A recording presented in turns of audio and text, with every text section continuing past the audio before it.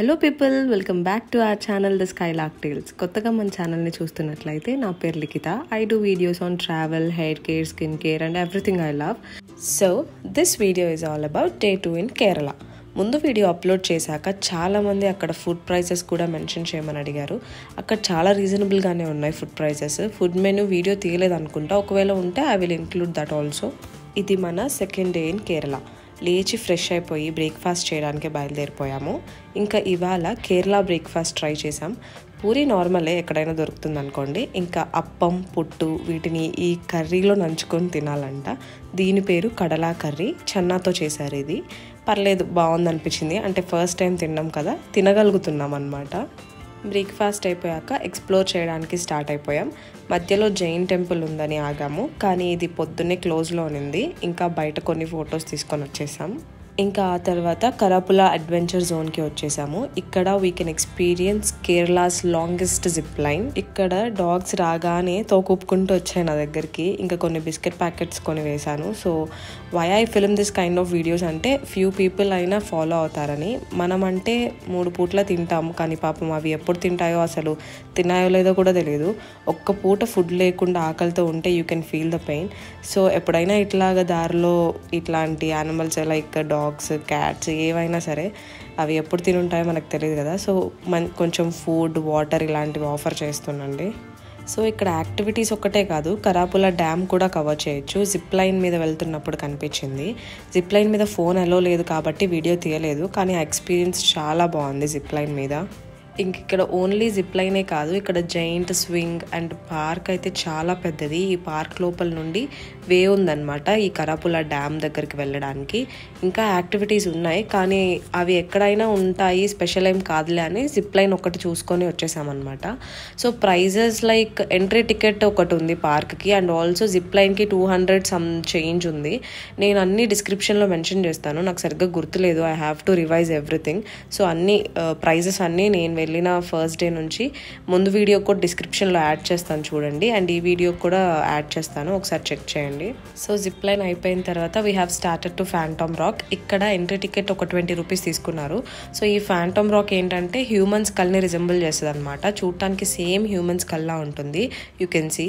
ఇక్కడ కాసేపు ఉండి లంచ్కి వెళ్ళాము. ప్రైజెస్ అన్నీ చాలా రీజనబుల్గానే ఉన్నాయి. మేము 4 పీపుల్ వెళ్ళాము. ప్రతి దగ్గర ఓవరాల్ బిల్, లంచ్కి కానీ breakfast are dinner everything, so ఓవరాల్గా బిల్ అయితే ఒక 500 అవుతుంది. 500 బిలోనే అయ్యింది. అండ్ ఫుడ్ కూడా చాలా బాగా నచ్చింది. అంటే మాకు రెస్టారెంట్స్ అన్నీ మాతో వచ్చిన ఆటో అంకుల్ సజెస్ట్ చేశారనమాట.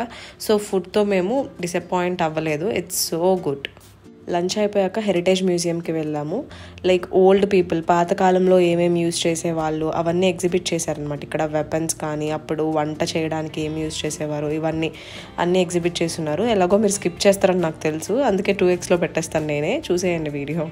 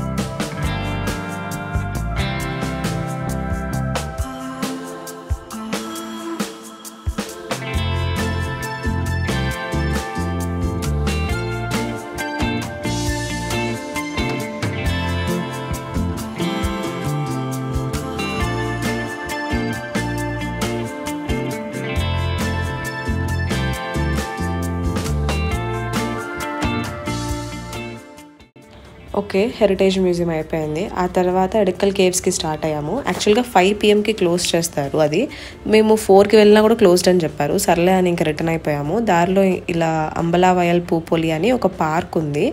అగ్రికల్చర్ కాలేజ్ ఆపోజిట్లోనే ఉంది ఈ పార్క్. చాలా పెద్ద పార్క్ ఇది. అవకాడో ట్రీస్ అయితే చాలా ఉన్నాయి ఇక్కడ. మన నెల్లూరులో అయితే ఒక కేజీ 340 రూపీస్ చెప్పారు, కానీ ఇక్కడ జస్ట్ 60 రూపీసే ఉన్నాయి కేజీ అవకాడోస్. రోజు అవకాడోస్ తింటే హార్ట్ హెల్త్కి చాలా మంచిది. ఇంకా అలా కాసేపు పార్క్ చూసి రిటర్న్ అయిపోయాము.